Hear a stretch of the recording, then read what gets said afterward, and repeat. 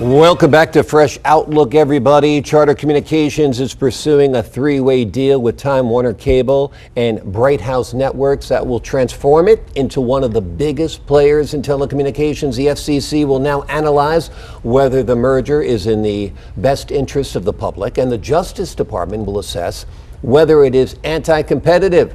These twin reviews doomed the Comcast bid for Time Warner just about a month ago. Let me introduce you to the Fresh Outlook think tank. I am joined by Dr. Bart Rossi, political psychologist, Elura Nanos, attorney and lifestyle expert, Tom Lavecchia, marketing professional of X Factor Selling Systems, and joining us live via Skype is Alan Berrey, president and CEO at Scratch Wireless. Alan, you're up in the monitor. I'm going to start with you.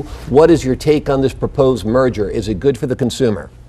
I think that it will be, actually. I think this is a little better than what we saw with Comcast, simply because of the mass of the organizations involved.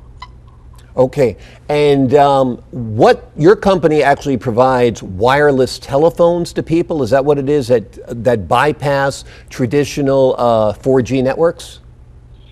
Yes, at Scratch Wireless, we provide what we refer to as Wi-Fi first services, which allow the consumer to utilize Wi-Fi as the primary network and only use cellular to fill in the gaps. This is exactly in line with the cable industry strategy to provide Wi-Fi on a much broader basis. You can provide services in an incredibly low-cost manner, and at Scratch Wireless, we provide free mobile phone service, which is unheard of in the United States. Sounds great, Alan. I'm going to hold you right there. I'm going to turn to Elura. Elura, what do you make of this proposed merger? I'll tell you what I think first, which is there's no competition in the cable industry to begin with. To merge two more giants just means that they're going to hold us hostage again. Well, I don't know that that's entirely true, because first off, there are many small cable companies, and although in many respects, in other kinds of business, a small business is no match for a much larger business, that's not actually the case in the cable industry. In the cable industry, you know, the fact that the companies are very large don't necessarily mean that they're operating very different from a much smaller competitor within a certain geographic area. So the choices that a consumer has, for example, like my choices are between Comcast and Verizon, where I live, that wouldn't necessarily change, even if it were if my choices were between, say, Time Warner and Verizon, I would still have that choice. Are geographic regions limited to the cable providers that can provide cable? Are the regions? Yes, they are. Right. So in that way, it makes this merger really quite different than a similar merger between other types of businesses. And the fact that Comcast is still out there as such a giant makes this particular deal different than the past deals, because Comcast will still be there, and now we have Charter, a smaller company, buying a larger company, and then the much smaller companies will also continue to exist. So it may not necessarily change the landscape of what's available to the ultimate consumer very much at all. Okay, I want to shoot myself whenever I call the cable company. I hate it that much. Well, literally, I think we all have that. I can't stand it, where I have cut my cable to the bare bones to be spiteful. Tom, what's your take on the cable industry merger? Okay, I believe it is a horrible strategic decision, and I'll tell you why. So if you look at Comcast, which was the right way, they actually bought out NBC, right? Content is king right now. That's why Netflix is absolutely killing it. There's more subscribers than HBO at this point. So, and people with Netflix are very loyal. Even Amazon's getting in that game. So the interaction with the end user, which is the watcher, is being controlled by the content providers. All the cable companies are at this point is just a medium to get there, right? It's not going to change, as you alluded to. But in this particular case, if they were going to invest their money, they're better investing in content. Think about it. Your cable bill is this. There's TV, cable, and phone, right? As the Scratch Wireless CEO said, that's coming down because there'll be free services. So the phone portion is going to come down. Now the cable portion is going to come down. Why? Because I'm going to watch all my stuff online. I'm going to watch Netflix. I'm going to watch Amazon. And when Apple TV gets their act together, which they will, I'm going to get away from cable. The money's not in cable right now. The cable's in content. That's why this is a horrible deal. The only issue there is that there's still some content like news and sports that are never going to be available on a service like Netflix. So I think the cable company... Never say never. Well, I mean, they could be live right streaming now, eventually on Netflix at least right now, as well, that's not what's going on. So it seems like what the cable companies are doing is they're putting all of their eggs in the basket of being the delivery service with respect to internet, and I think that's their plan instead of investing in the content piece. And I mean, it could be. Well, we won't know really until later. Yeah. Whether it would have been better to invest in making the content, or it would have been better to do what they're doing, which is put their investment in the delivery service. Of that Correct. content. I agree with that. Doctor, I know you're a businessman as well. You deal with mergers. What's your take on this? And my other question for you is also, should internet just be free? You would think so, right? nice. But I don't know about that. But I did merge my company with a larger national organization. And I have to say, this whole thing brings up a real conflict, because for me, I thought as a smaller entity, we did provide a lot of good things for the larger organization. I thought and also going back towards me, we benefited by being part of something bigger, a lot of different ways. They had a bigger HR department, they had a team that could help us grow, and a lot of things. However, I see the other side of this, though, that you get these big corporations and they're interested in numbers and money and the bottom line, and as you said, they're not really interested in the consumer or the person out there. And you see this a lot, of course, with the insurance industry, where they merge and they don't care about doctors, they don't care about patients, and in this case, I wonder about the customer. I mean, theoretically, this has the possibility of being good for a customer.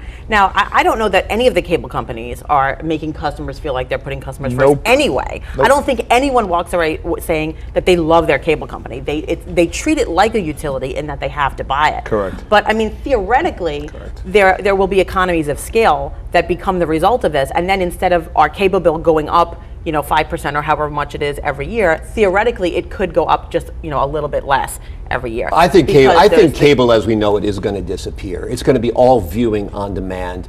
People like Tom, people like me, almost everybody I speak to nowadays says, I don't watch network TV, I watch an entire season of Gotham on Netflix or whatever it is. Correct. So the industry is changing. What I have a problem with, Elura, is the fact that I pay for the same service time and time again. I pay for internet on my phone. I pay for internet on my house. I pay for internet on my son's phone.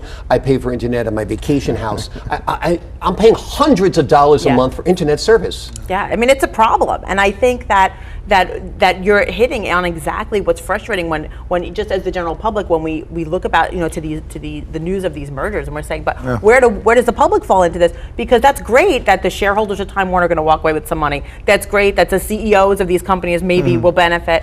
That's terrific for them. How are we going to benefit? And our potential benefit is really incremental in the long run. It's not something that we're going to see tomorrow. It's not something that's going to make a huge difference, except maybe for the fact that we have two large companies coming together. Maybe there'll be better research and development between them. Maybe we'll get better service someday. I doubt it'll be cheaper though. I alluded to this before, that perhaps municipalities should provide free internet service. And in New York City, it has pressured Time Warner Cable to offer basic internet service at $14.95 a month. So governments can do something on this plane.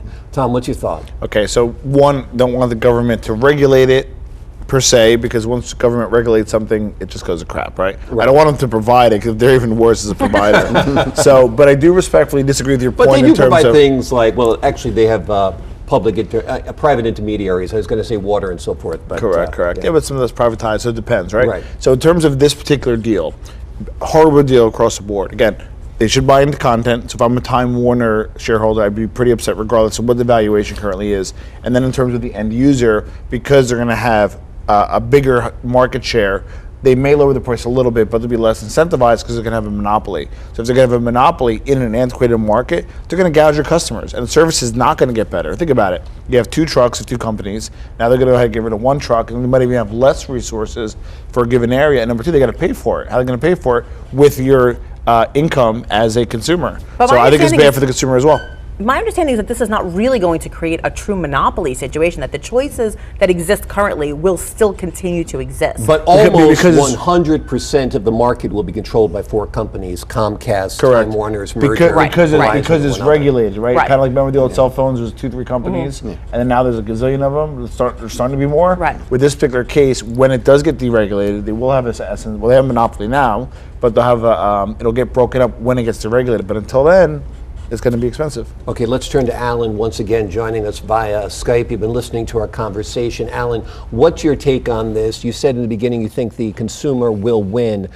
Why is that? With fewer choices, I would think that would be less likely to win. Well, I think you just pointed out one of the important attributes of that, and that is that you're paying for high-speed internet in a bunch of different ways in a bunch of different places. And as a result of this merger, there can be a lot of services that can be consolidated and provided to you as a consumer. So if you have a vacation home on one hand, and you've got your home and you've got your office, you have to obtain those services through multiple entities. Your wireless is another example. Why not cut your wireless bill out of your expenses altogether? And that's one potential benefit that this merger can actually provide to you.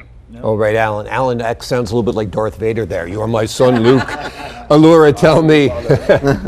That's his cable internet provider that is messing up the signal, but not Scratch Wireless. If it was on a Scratch Wireless network, everything would be perfect. Clean. Right. Exactly. Elura, tell me about, I'll give you a final thought here on this merger.